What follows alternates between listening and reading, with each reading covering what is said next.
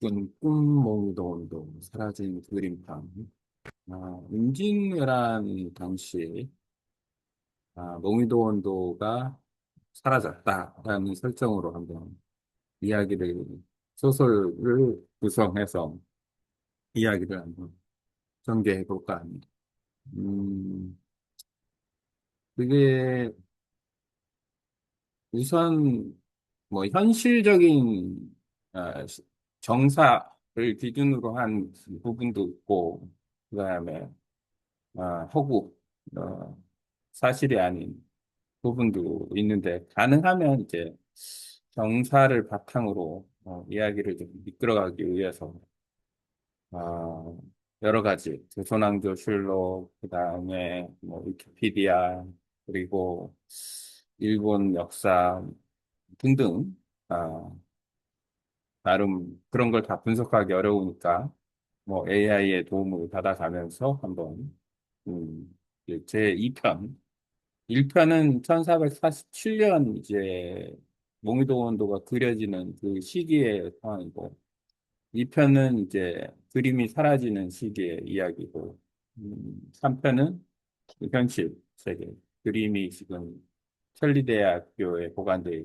있는데 그 그림을 어떻게 할까라는 것 어떻게 활용을 해야 현실적으로 좋을까라는 그좀 진지하게 다가가 본 어, 이야기로 어차피 소설이니까 아, 허구다.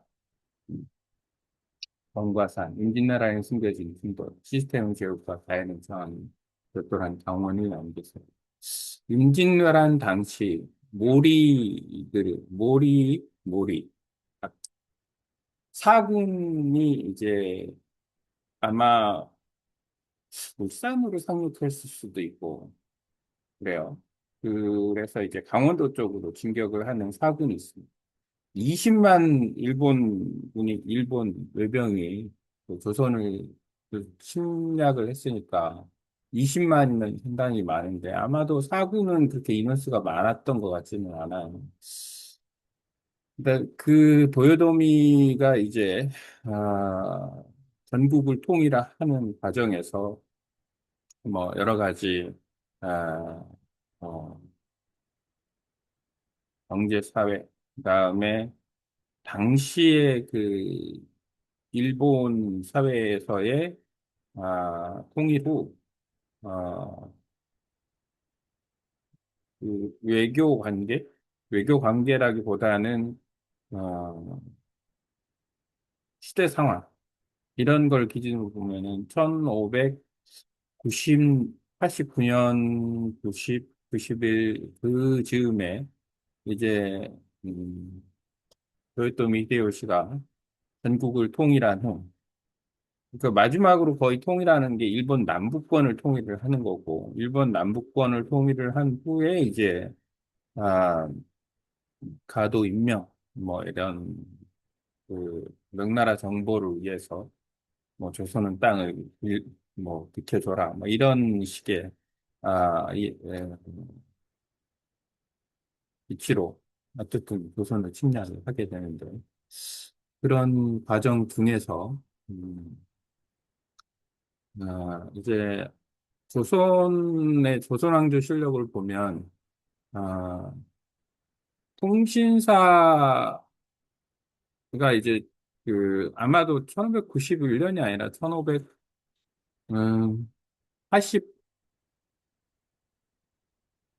정도, 그 정도 한 3년 전에 통신사가 간 것 같은데, 정사 황길하고 부사 김성일, 그다음에 서장관, 누가 있는데, 서장관이라는 건 아마 통역관을 얘기하는 것 같아요. 그런 통신사들이 가서 이제 그 여러 가지를 보고 정사 황윤길은 전쟁이 일어날 거다. 일부 왜군이 쳐들어올 확률이 높다. 하지만 김성일은 허세일 것 같다.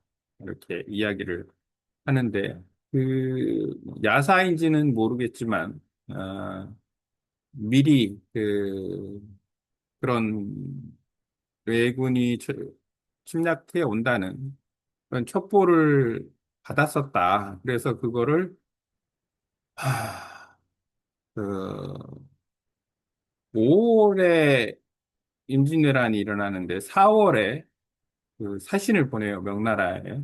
그게 조선왕조실록에 쓰여 있는데, 근데 중요한 거는 이제 그 당시 얘기를 쓴 게 아니라, 아, 이후에 쓴 내용이에요. 이후에 뭐라고 썼냐면, 음,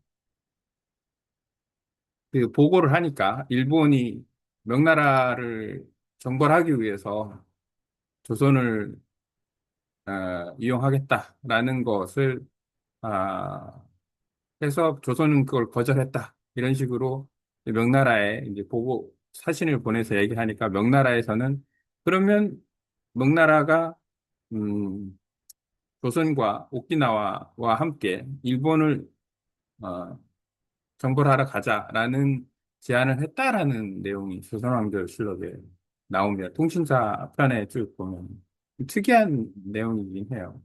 뭐 하여간에 그런 일이 있었다라는 거죠.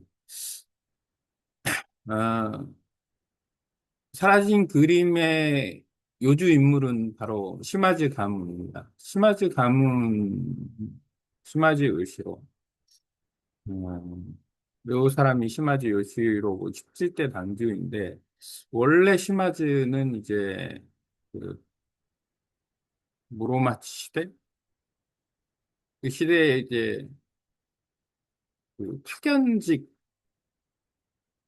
봉건주인데, 파견직 봉건주가 이제 섭지번에서 쉽게 말해 통치를 계속하는 거죠. 일본의 어떤 그 통치 방식 이런 게 이제 영주가 통치하는 방식이니까 그렇게 시마즈 가문이 통치를 했었는데 그렇게 큰 지역은 아니에요. 왜냐하면 가고시마 쪽에 보면 남부권의 큰 땅덩어리이긴 한데 상당히 그 영주들이 많다. 근데 이제 시마즈 가문이 전국 시대에 이제 토요토미 히데요시가 음, 거의 전국을 통일하고 막판에 이제 구슈를 통합하는 과정을 거치는데 이 구슈 통합 때 이제 시마즈 가문이 저항을 해요. 저항을 하지만 아,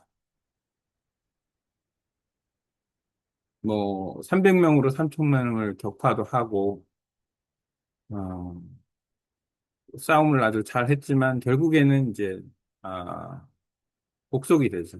그래서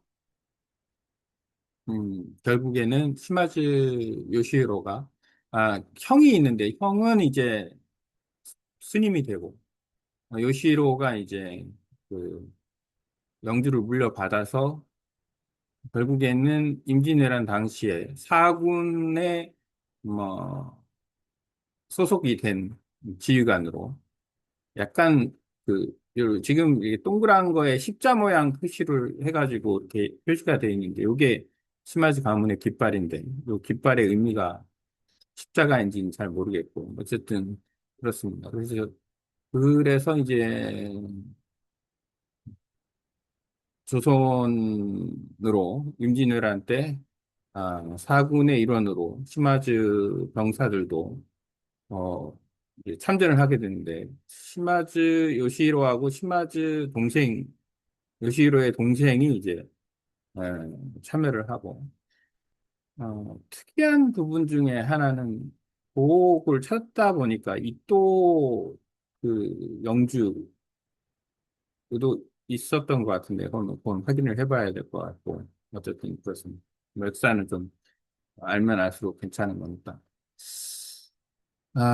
안타깝게도 임진왜란 이후 이게 아마 5월 달에 부산을 침략을 했는데 아주 빠르게 올라오죠. 근데 이제 그 사구는 강원도 쪽으로 해서 올라갔는데 강원도 쪽으로 올라갔는데 그 좀 늦었다.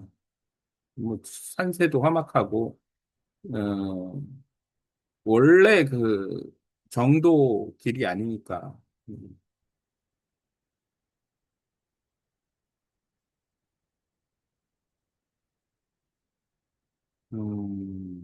강원도에서 이제, 음, 뭐,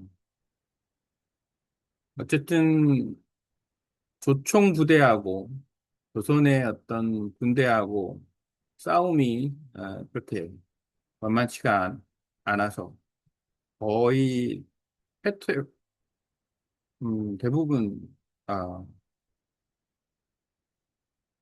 쉽게 무너지는 조선 방어 세력이 쉽게 무너지게 됩니다. 근데 강원도 쪽에 이야기는 그렇게 많이 나와 있지는 않습니다. 아마 의병도 조금 전쟁이 어느 정도 시작이 된 후의 이야기일 것 같아요. 그래서 요거는 의병 얘기는 조금 더 봐야 되는 거고. 아, 일본 분들은 아, 조총을 앞세워서 이제 아, 쳐들어왔고 조선 의병들은 아, 관군이나 의병들은 좀 열악한 상황에서 전쟁을 치르는 과정을 거치죠. 요거는 시기적인 거는 확인을 좀 해봐야 되는 것 같고. 어쨌든 사구는 강원도를 통해서 들어갔기 때문에 상당한 시간을 걸려서 어, 그쪽으로 진격을 했다. 임진왜란 당시와 그다음에 정유재란 당시에 아, 시마츠 요시히로의 어떤 그 전투 과정과 전투 과정을 보면 좀 특이한 부분이 좀 있어요. 마지막에는 노량에서 그 전투를 이끄는 사람이고, 그리고 이제 뭐 몽유도 온도하고 시마즈 요시히로를 이제 그냥 소설적 차원에서 연결할 수 있는 건수가 있어서 이야기를 좀 하는 거지만 실제 역사적으로 조선의 도회공들을 포로로 끌고 간 사람이 시마즈 요시히로다. 그리고 이 사스마 번이라는 거는 아마 구슈의 가고시마현 그쪽일 거예요. 그러니까 남동부에 있는 작은 어촌 도시 정도의 그 사스마 번에 아, 원래는 형이 영주인데 이제 형이 노요토미 히데요시 군의 패배하고 스님이 된 다음에 시마즈 요시히로가 이제 뭐라고 할까 영주가 되고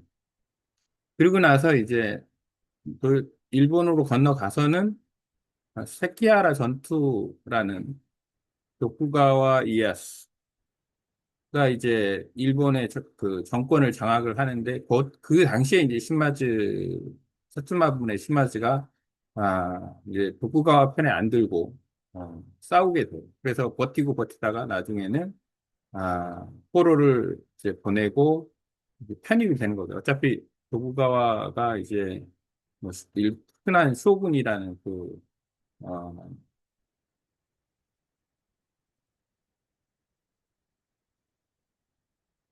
일본을 재차 이제 통일을 한 거죠. 도쿠가와 이에야스가. 그러면서 쭉 메이지 유신까지 가는 거고. 그리고 나서 또 메이지 유신의 어떤 시발점이 되는 게 또 사스마 권이기 때문에 역사적 상식으로 조금 알아두면 훨씬 좋은 부분이 아닐까라는 생각이 듭니다.